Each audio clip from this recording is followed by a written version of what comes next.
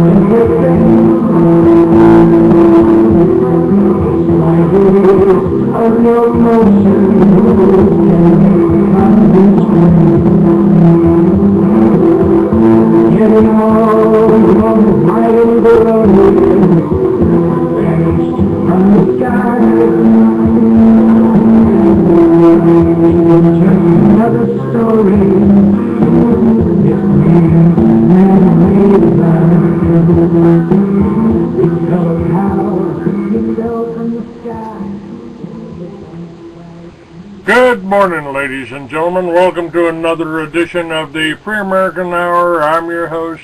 I am Clay Douglas. And we've had our election. 2 wolves and a sheep voting on what's for dinner. And we got Obama again. That may be a good thing. Why? Well, I'll get to that in a moment.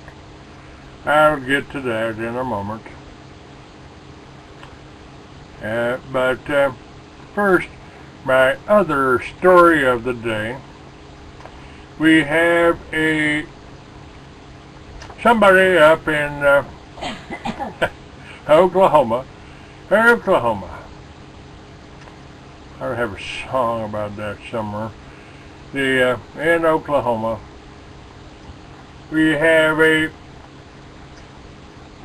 3-year-old that got a ticket. That's right. 3-year-old that got a ticket. And let's see what that is. This was in Piedmont, Oklahoma. A 3-year-old got his mom into trouble with the law when he gets a ticket from police. Now, this little boy's mother will have to pay thousands of dollars for what the toddler did in their own front yard.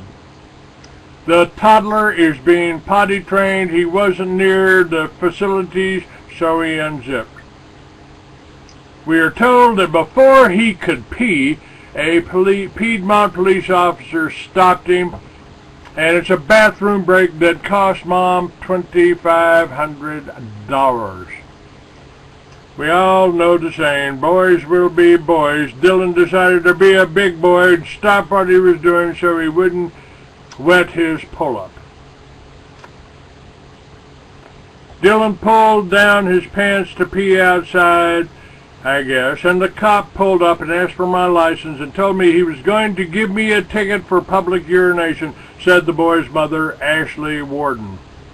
I said, really? He is 3 years old, and the cop said it doesn't matter, it's public urination. I said, we are on our property, and he said it's in public view, according to the boy's grandmother, Jennifer Warden.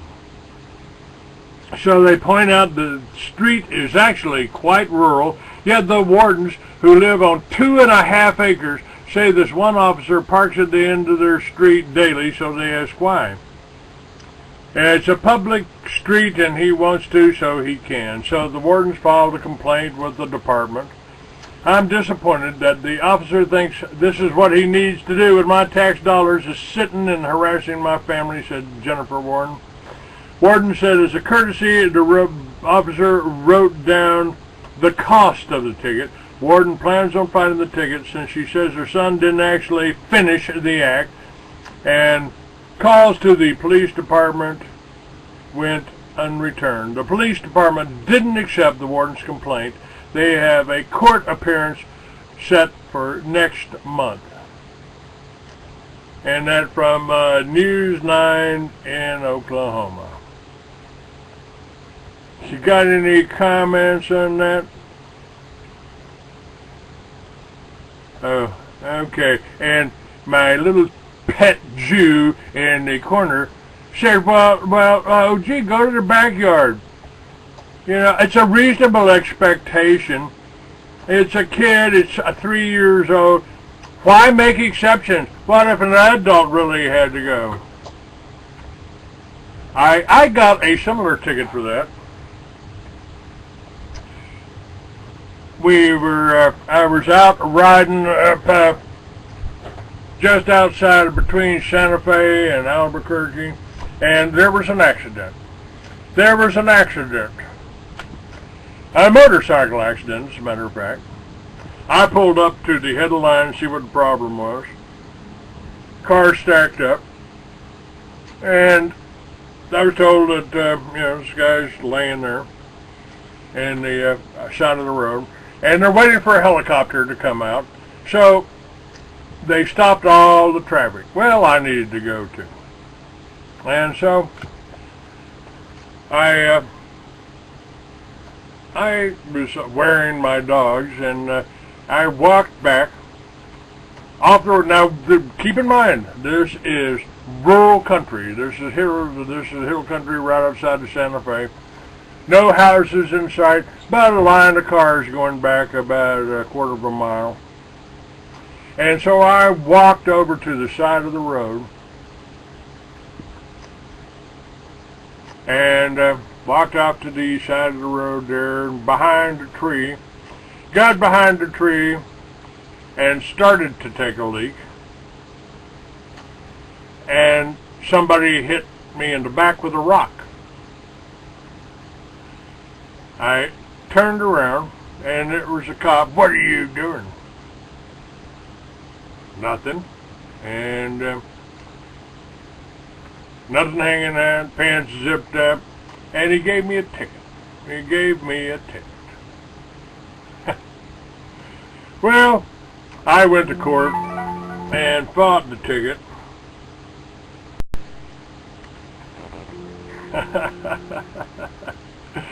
So I went before the judge, and I simply told him, Your Honor, I wasn't taking a leak. I was back there praying for my fellow biker. And the judge threw the charge out. I hope that happens for the little 3-year-old. I hope that happens. And we'll see about that. We'll see about that. All right, let's move on. Let's see. Obama wins. Obama wins. And we've got a little bit of scripture here. And the king shall do according to his will, and he shall exalt himself and magnify himself above every god, and shall speak marvelous thing against the God of gods, and shall prosper till the indignation be accomplished, and for that is determined, and that is determined shall be done. That's Daniel 11:36. And it's been well said that the electing of Barack Hussein Obama, we put into power the first post-American president, and so we have. And now it seems that after 4 years of brutal years of his reign, his tearing down of everything good that this country has ever stood for, the American people in their rebellion and hatred of God have returned this man to office to finish the evil work which he began in 2008. Our days of being any kind of world power are now officially at an end. Now, before I go any further with this, at one time I might have agreed with this. But the next few sentences here point out that the people that are upset about his winning are probably Zionists, Christian Zionists, Jewish Zionists, because they say, America, you are finished. Our days of being any kind of a world power are now officially at an end. We have an elected leader which hates Israel, hates freedom, and is against everything that God stands for. We've been judged for our national sins and been given a ruler, a dark king over us, which is just the recompense of our sins. We will now enter into a prolonged period of wars, famines, of disease, of unrequited misery. The $16 billion debt we carry, that could be trillion, will only grow until it bursts us at the seams.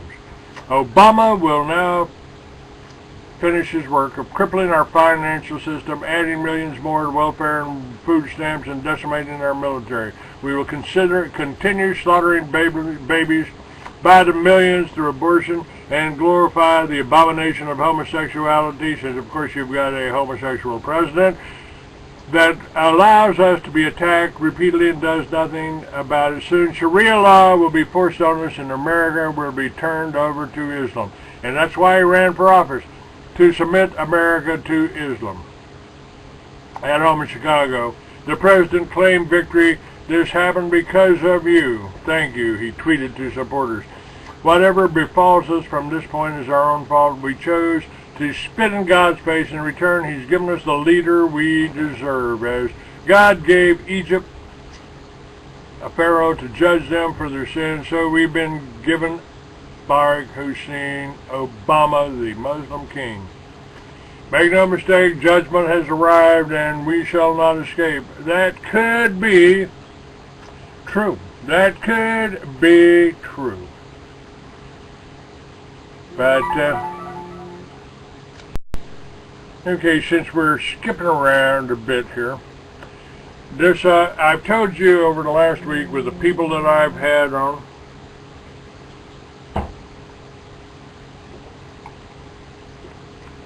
that they were killing us. They have been killing us for over 100 years. They've been telling us that. I've been telling you that. And we have an increased rate of cancer going on in this country.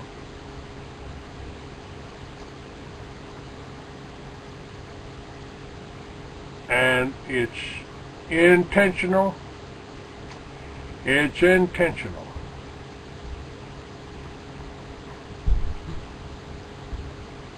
They're being poisoned. And here is a study from Dr. McCullough. He's talking about aspartame. It's an artificial sweetener used in diet soda and over 6,000 other sugar-free or diet products. It was in some bubble gum, wasn't it? And chewing gum. Pack of chewing gum. They had aspartame in there. New research linking aspartame to cancer in some individuals has sparked a flurry of commentary, including an apology from Brigham and Women's Hospital, a Harvard University teaching facility, for promoting the results. Dr. McCullough says, I first found out about the study when ABC News contacted me and requested I provide them with a comprehensive analysis of this 40-page study within an hour. Fortunately, I've extensively reviewed this topic and was able to provide their requested review. Funding was granted by grants from the National Institute of Health and the National Cancer Institute.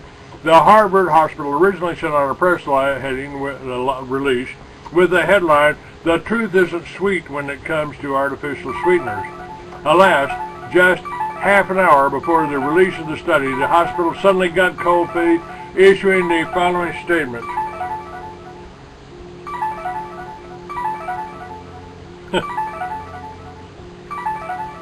Wow.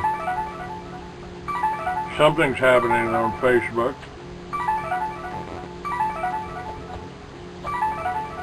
Everybody's commenting on Facebook. Something I got up there, no doubt.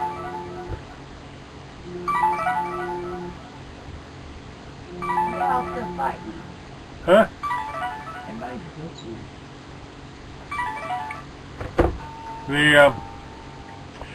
The Harvard Hospital released this statement. Upon reviewing the findings, the consensus of our scientific leaders as the latest week in the BWH media research was premature in the promotion of this work.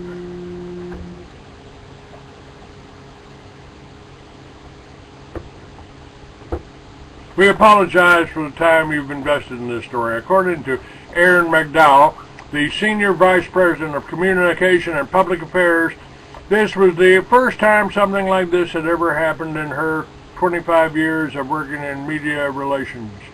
NBC's news stated, "Not all science deserves publicity. Some is not done well. Some come to equivocal conclusions and serve solely to alert other researchers of the need for further study. The research about a potential cancer from aspartame falls squarely in that second category.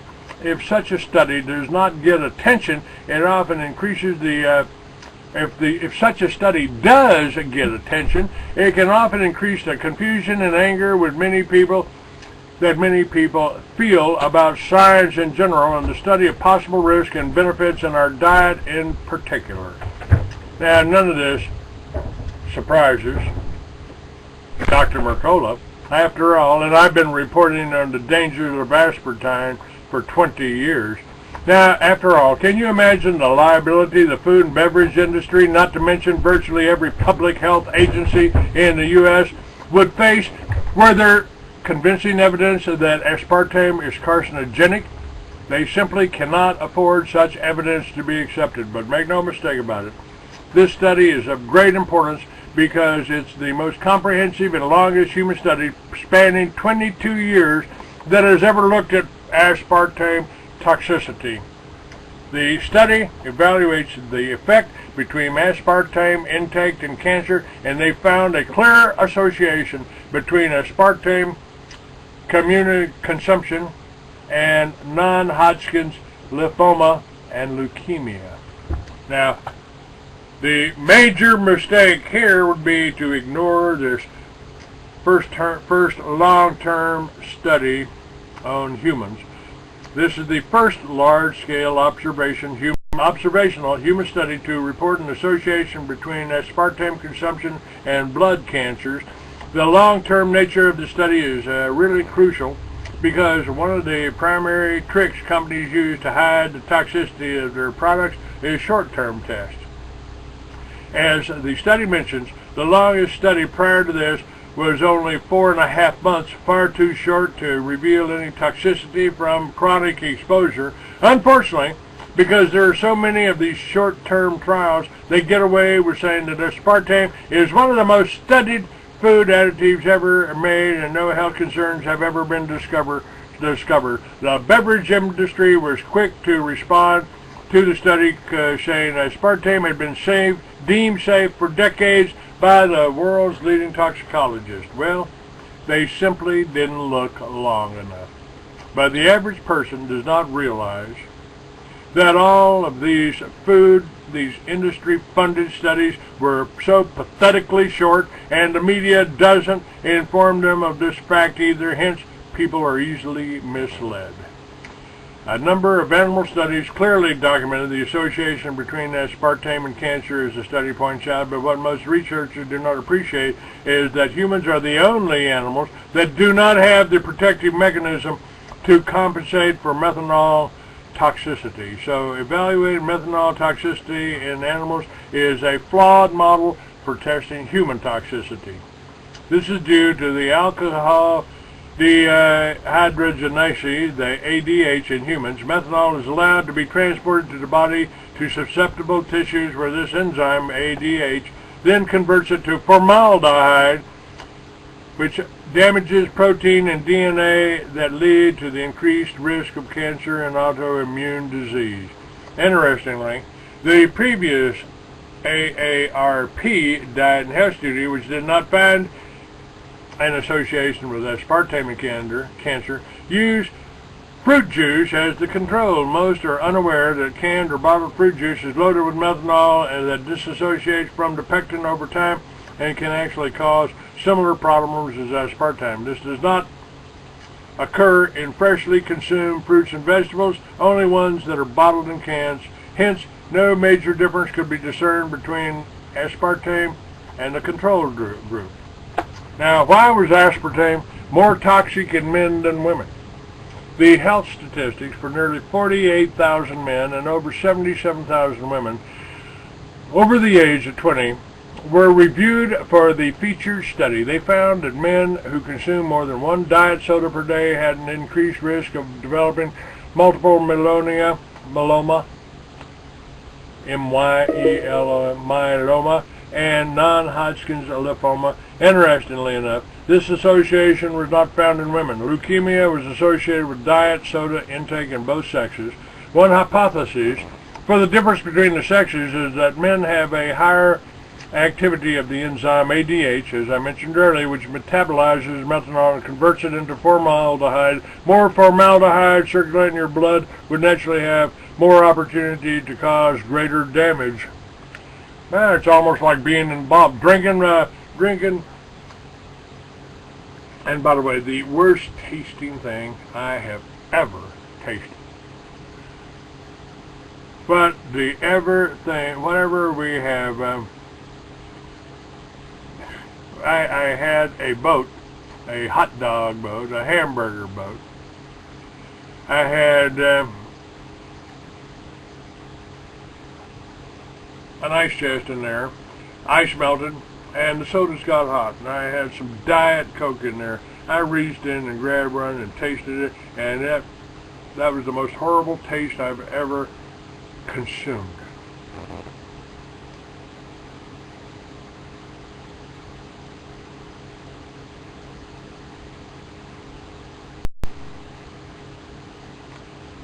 The worst liquor I ever drank, I think that was moonshine.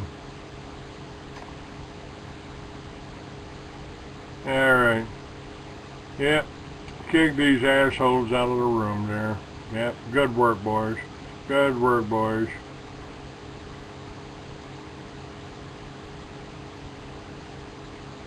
And let's see what else we got here.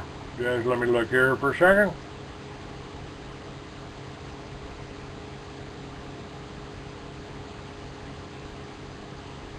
My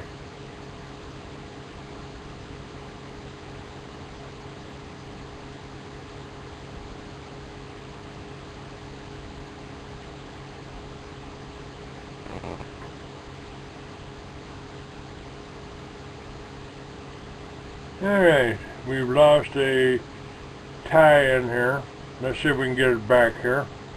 Didn't realize I'd done that.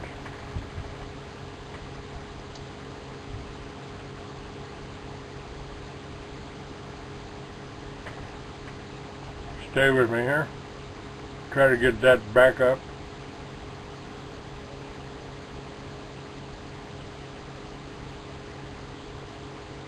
Call ID followed by the pound key.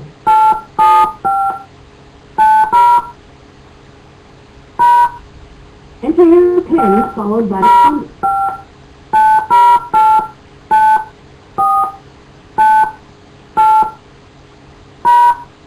Your PIN was not recognized or is being used by an...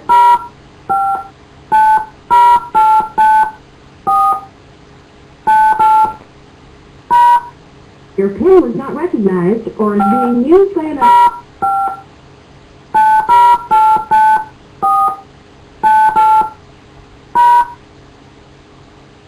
Your PIN was not recognized or is being used by a caller. Most users, no.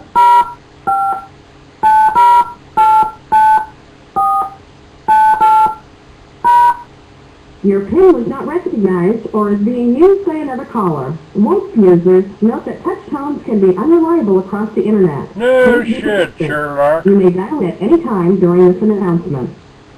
Yeah, Enter your good PIN try. followed by the...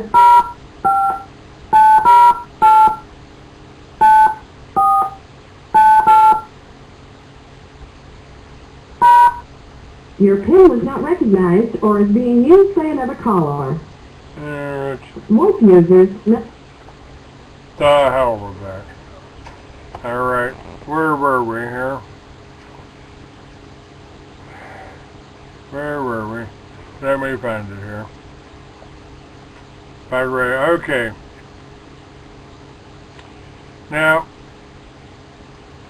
while the findings from this study on aspartame add credible evidence that consuming aspartame over a long period of time can pose significant health risks, it also demonstrates that our understanding of the precise mechanism of harm is still lacking and needs to be investigated further. It's unclear why the women in this study didn't experience the same increased rates of cancer.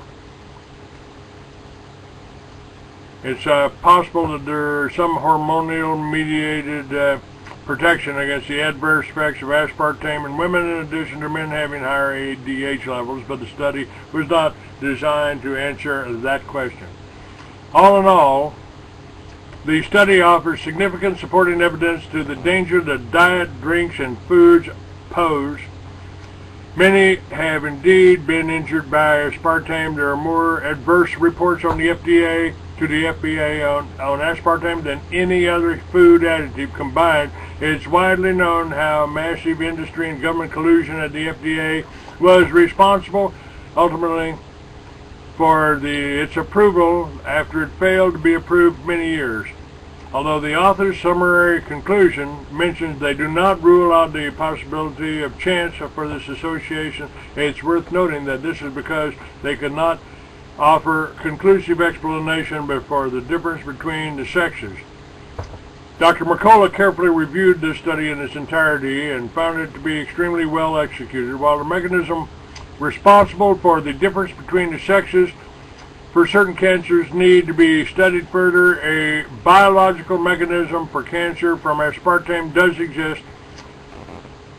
Furthermore, it was the reviewers of the study that pushed back during the editing process, insisting it should be made clear that chance was a possible explanation for the findings. Lead researchers Eva Schermhammer, MD, Dr. PH, stated in the original press release, which has since been removed, the sex difference we observed deserves consideration. There are many possible explanations from this, one being chance. However, these differences could be related to a yet undiscovered risk of lymphoma and leukemia, which are associated with soda production in men, not women. Aspartame is primarily made up of aspartic acid and phenylalanine. The phenylalanides have been synthetically modified to carry a methyl group, which provides the majority of the sweetness. The phenylalanine methyl bond, called methyl ester, is very weak, which allows the methyl group of the phenylalanine to easily break off and form methanol. Okay.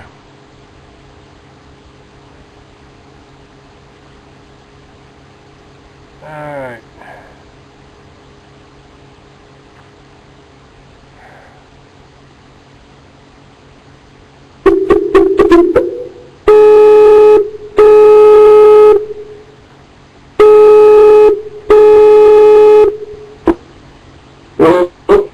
Hello there, Dr. Jake Wade.